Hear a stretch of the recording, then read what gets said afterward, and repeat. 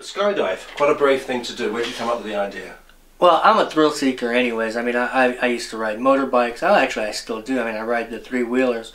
I've been bungee jumping 6 times before my accident. And I wanted to do something. I mean, I've been thinking about doing skydiving for a long time.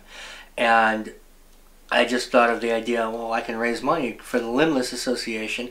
They're in Roehampton. And they help out, because I'm a volunteer there as well. And people who have suffered a recent limb loss, they need support. I know when I had mine, before my amputation, I had my support, and it really helped me get through my injury.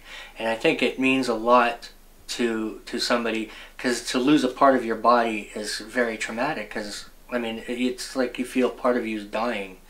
And you want to get as much support as you possibly can. And I know the Limbless Association does quite a bit, and I figured I'd put the two together. I love skydiving. I mean, I haven't done it, but I just love the whole idea. I'm not afraid, I'm not scared. I'm very excited to do this. The accident you have, clearly, it's the type of thing that can make or break a person, but I get the impression it's in a strange way, it's made you. It actually has. It's made me become a better person than I was before. Before my accident, I was in a bad marriage, and then I had my accident, and my marriage just completely fell apart, and I had to kind of regroup and really concentrate on what's important, and I was left alone to do that, and it took me some time, but I've calmed down. I'm a more relaxed person. I know what's important in life. And then I met my wife online. I was living in Los Angeles, and was kind of lonely, and I thought, you know, one of the things my ex-wife said, one of the last things she said is, "Oh, you'll never find anybody to ever love you again in the condition that you're in." And I said, "Oh yeah, really, I can have girls lined up at the door." But in reality, I mean, that really hurt me, and she knew that. I mean, that's what she was trying to do, and I wanted to prove her wrong, and I wanted to know that to myself that I'm still, because I've lost a part of my body doesn't mean that I've lost any part of myself. And I've proven that, and I found the love of my life that absolutely adores me, and I adore her. And I ended up selling everything I owned. I sold my car, I sold my house, I sold my furniture, I sold everything. Pretty much whatever I couldn't fit in the suitcase, I sold, and I packed up and moved out here. I had never been to Europe before. So how much of a culture shock was it for you? It was actually quite a bit more of a culture shock than I thought it was going to be, because I thought, you know, American, English, we both speak English, the Americans came from England, you know, our first president of the United States was in the military in England, and the whole thing. And I thought it was going to be very similar, and it wasn't. It was quite a bit of a culture shock. I had a lot, it took me a while to get used to actually the accents. I would actually, when I watch TV, sometimes have to put the subtitles on so I knew what people were saying. But over about a year's worth of time, I've gotten used to it, and I think I've totally become accustomed to the culture here. After the accident, after you came over here, you could have just got on with your life, but so why have you got involved in different organisations? Because I think it's really important. Like I said, it affected me, and if I didn't have the support, then I don't think I would have been able to deal with it quite as well as I have. And I want to be able to give back, to show people that even though you've lost a limb and you've had an injury, it doesn't mean the end of your life. It could actually mean the beginning of a new life. And it's what you make of it. People look at me and they'll say, "Oh, if that happened to me, I wouldn't be able to deal with it. I would just want to curl up and die."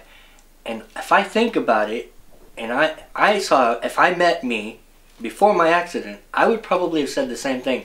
"Oh, I couldn't deal with it." But you do. You manage to get on. It's up to you, up to the individual. And I think with as much support as you possibly can have, it helps. You can't do it alone. It's just, I mean, well, you can, but it's just so much harder. And I want to make it easier. And if I can show that by doing something crazy like jumping out of a perfectly good airplane in the condition that I'm in, I want other people to know that they can do it as well. And then on top of that, I'm raising money for the Limbless Association, because they only operate on donations. So if I can raise as much money as possible to get out the flyers and the brochures and the pamphlets and the information that people need. I mean, like I said, I'm a volunteer there, and they give me phone calls and they'll say, so and so just recently lost a leg or lost an arm in a road traffic accident, and I'll give them a call, and they become my friend. I actually stay in communication with them. It's not like I help them through it and that's it, it's over. It's a network. It becomes a really nice, close-knit network. Are you doing this to prove something to yourself? No, I'm actually not. I don't want to prove anything to myself. I just want to continue living my life. I want to be the same person that I was before. I may not be able to walk like a normal person, but I can walk. It's just different. And I would have gone skydiving anyways if I didn't have my accident. And by doing this, just gives me the opportunity to prove, if you want to say prove, to myself that I'm continuing living my life. Not proving that I can do it because I'm disabled, but that I am just a normal person, and I want to be seen that way. That it's not something super spectacular, but it's just the ability to continue living your life normally, or as normal as you possibly can. So when's the skydive? July 18th this year. And whereabouts are you doing it from? It's through the London Parachute School. It's in southwest London. And if anybody wants to donate, how do they get in contact? They can go to the website. It's www.justgiving.com /Ruben Carril, and that's RUBEN -CARRIL. 1 L. 2 R's, 1 L.